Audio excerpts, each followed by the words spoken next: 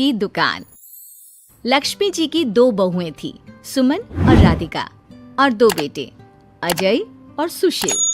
लेकिन लक्ष्मी जी के बहू बेटे उनको अपने साथ रखने को तैयार नहीं थे। बहुओं के तेज स्वभाव के चलते लक्ष्मी जी को अपना ही घर छोड़कर एक किराए की कोठरी में रहना पड़ रहा था। कुछ दिनों से उनके बेटों ने उन्हें पैसे देना भी बंद कर दिया था। ऐसी स्थिति में लक्ष्मी जी ने अपनी जमा पूंजी से एक छोटी सी दुकान खोली। एक दिन शाम के वक्त, अजय सुनते हो, तुम्हारी माँ ने दुकान खोली है। दुकान अब इस उम्र में दुकान पर बैठेगी वो। अब क्या किया जा सकता है, माँ की तो बुद्धि सठिया गई है। मोहल्ले में मजाक बनाएंगे सब हमारा। अरे जेठ जी, इसमें परेशानी क्या है अगर सासू माँ ने दुकान खोली है? हाँ, राधिका ठीक तो कह रही है। अपनी दुकान पर बैठी रहेगी, कम से कम हमें परेशान तो नहीं करेंगी। हाँ, वैसे बात तो ठीक है। खुद के 2 पैसे कमाएंगी तो कभी कभार हमें जो खर्चा देना पड़ता है ना, वो भी देने से बच जाएंगे हम लोग। फिर किस बात की परेशानी, खोलने दो माँ को दुकान, हमें क्या। वैसे भी अपनी कोठरी में चुपचाप रह रही है ना, चाहे दुकान खोले या मॉल बनाए, हमें उससे क्या लेना देना। अगले दिन सुमन अपनी सास की दुकान पर पहुंचती है। सासू माँ, आपकी दुकान में शक्कर है क्या? शक्कर जरा 1 किलो दे दीजिएगा। हाँ हाँ बहू है ना, लो बेटा 1 किलो क्यों, 2 किलो ले जाओ। सोच लो सासू माँ, घाटा हो जाएगा आपको, पैसे नहीं देने वाली मैं। देखो सुमन, ये मेरी दुकान है और यहाँ पर जो भी कोई सामान खरीदने आता है उसे पैसे तो देने ही पड़ते हैं। अरे सासू माँ, ऐसा क्यों कर रही आप?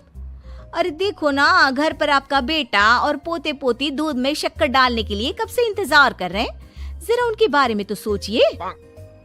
अरे ऐसी बात है क्या? अब मुझे नहीं पता था।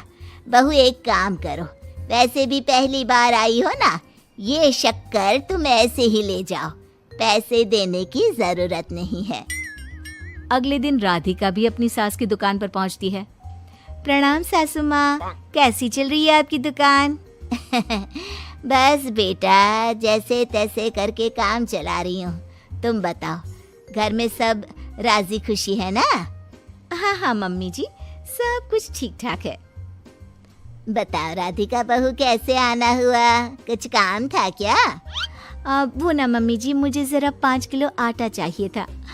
मेरे पैर में ना बहुत दर्द है, इसलिए बाजार तक जाने में ना तकलीफ हो रही थी। घर पर बच्चे भूखे बैठे हैं, सोचा आपसे ही ले लेती हूँ।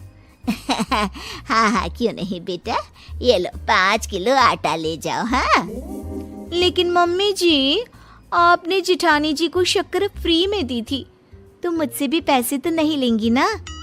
हाँ, अच्छा ठीक है बेटा, कोई बात नहीं, तुम ऐसे ही ले जाओ, बच्चों से क्या पैसे लेना। कुछ दिनों के बाद लक्ष्मी का बेटा अजय दुकान पर पहुंचता है। कैसी हो माँ, दुकान तो अच्छी चल रही है ना तुम्हारी? सब मोहल्ले वाले तारीफ करते रहते हैं।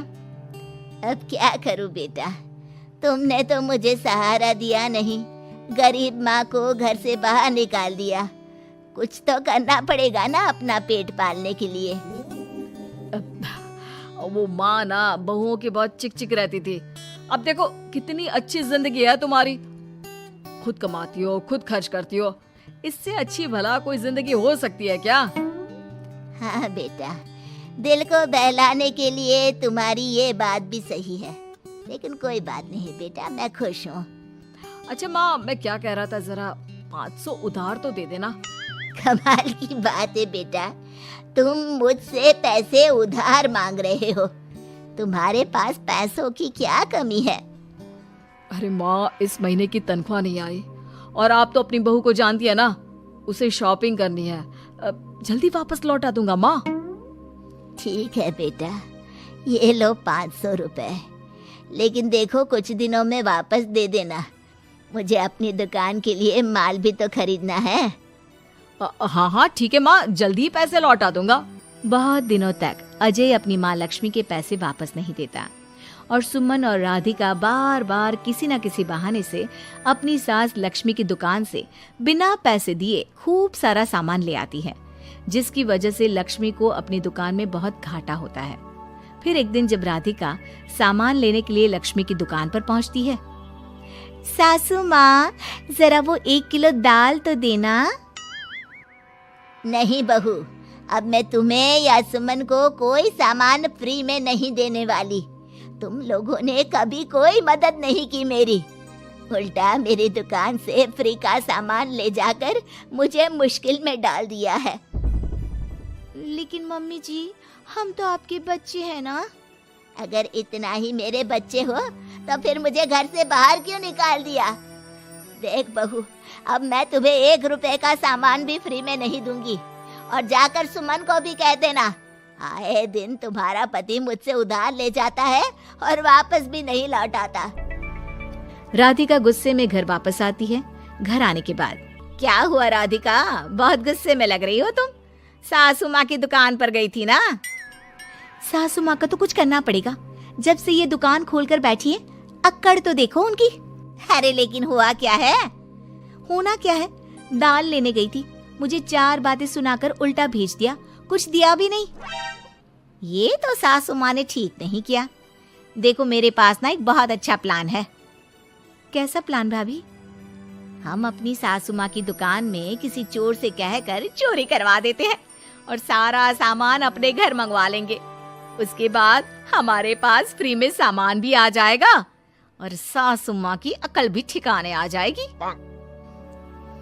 ठीक है भाभी, मैं आपका पूरा साथ दूंगी। अब जल्दी से ये काम करवा दीजिए।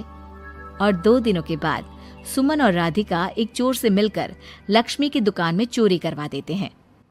हे भगवान, ये क्या हो गया? इस उम्र में जैसे तैसे अपना गुजारा कर रही थी, लेकिन चोर मेरा सारा सामान लेकर चले गए। अबे क्या होगा? तभी वहां पर राधिका और सुमन पहुंच जाती है। क्या हुआ सासू माँ, बहुत दुखी लग रही हैं आप। अरे क्या बताऊं, मेरी दुकान का सारा माल चोरी हो गया। अब अगर आप अपने ही बहू बेटे को सामान नहीं देंगी तो ऐसा तो होगा ना सासू माँ। अब राधिका की बात सुनकर लक्ष्मी को यकीन हो जाता है कि इस चोरी के पीछे कहीं न कहीं उसकी दोनों बहुओं का ही हाथ है। लक्ष्मी एक प्लान बनाती है। पैसे उधार लेकर अपनी दुकान में फिर से खूब सारा सामान ले आती है। अरे भाभी, देखा आपने, सासू माँ की दुकान तो फिर से सामान से भर गई है। हाँ वही तो, मैं तो सोच रही थी कि एक बार में उनकी अकल ठिकाने आ जाएगी, पर लगता है फिर से कुछ करना पड़ेगा। लेकिन अब हम क्या कर सकते हैं? अरे वही जो हमने पहले किया था। इसका मतलब फिर से चोरी करवाएंगे? हाँ, उसके बिना हमारा काम कैसे चलेगा? और इस बार चोरी करने हम दोनों चलेंगे, कुछ नहीं छोड़ेंगे उनकी दुकान में। सुमन और राधिका दोनों मिलकर लक्ष्मी की दुकान में चोरी कर लेती हैं और सारा सामान चुपचाप अपने घर के स्टोर में लाकर रख देते हैं। लेकिन सुबह होते ही लक्ष्मी पुलिस लेकर सुमन और राधिका के घर पहुंच जाती है। इंस्पेक्टर साहब, मेरी इन दोनों बहुओं ने ही घर में चोरी की है। अरे ना इंस्पेक्टर साहब, ये हम पर झूठा इल्जाम लगा रही हैं। अरे हम क्यों इनकी दुकान में चोरी करने लगे? माँ, आपको शर्म नहीं आती अपनी बहू पर झूठा इल्जाम लगाते हुए? हाँ माँ, हम आपके बेटे हैं और ये आपकी बहुएं हैं, आप ऐसा कैसे कर सकती हैं? लक्ष्मी जी, क्या आपके पास कोई सबूत है? अरे इंस्पेक्टर साहब, आप इनकी बातों में मत आइए। ये हमारी माँ है और इनकी दिमागी हालत ठीक नहीं है, इसीलिए तो हमसे अलग रहती हैं। इंस्पेक्टर साहब, मेरी दिमागी हालत बिल्कुल ठीक है और मेरे पास इन दोनों के खिलाफ बहुत बड़ा सबूत है। बताइए, क्या सबूत है आपके पास? आप जरा मेरी दोनों बहुओं के हाथ पानी से धुलवा दो, फिर सब कुछ साफ साफ पता चल जाएगा। अरे हाथ पानी से धोने से क्या होगा माँ? आप दोनों मेरे सामने अपने हाथों पर पानी डालिए। जैसे ही राधिका और सुमन अपने हाथ पानी में डालती हैं, उनके हाथों का रंग लाल हो जाता है और ये देखकर सब लोग हैरान रह जाते हैं। अरे ये क्या, तुम्हारे हाथों का रंग अचानक से लाल कैसे हो गया? क्योंकि मैंने अपनी दुकान के सारे सामान पर एक तरह का केमिकल लगा कर रखा था। मुझे पता था जो भी चोरी करने आएगा वो सामान को अपने हाथों से उठाएगा और उसके हाथों पर रंग लग जाएगा। अरे माँ, आप तो बहुत चालाक निकली। इसे चालाक नहीं बेटा, बुद्धिमान कहते हैं। और जिसके तुम्हारे जैसे बहू बेटे हो उसे थोड़ा बहुत तो अपनी अकल से काम लेना ही पड़ता है ना। शर्म नहीं आती आप लोगों को अपनी ही माँ को परेशान करते हुए? हमें माफ कर दीजिए सासू माँ, हम आइंदा ऐसी गलती कभी नहीं करेंगे। और हाँ, आपको अपने साथ रखेंगे, आपकी सेवा करेंगे और पूरी इज्जत भी देंगे। हमें माफ कर दीजिए।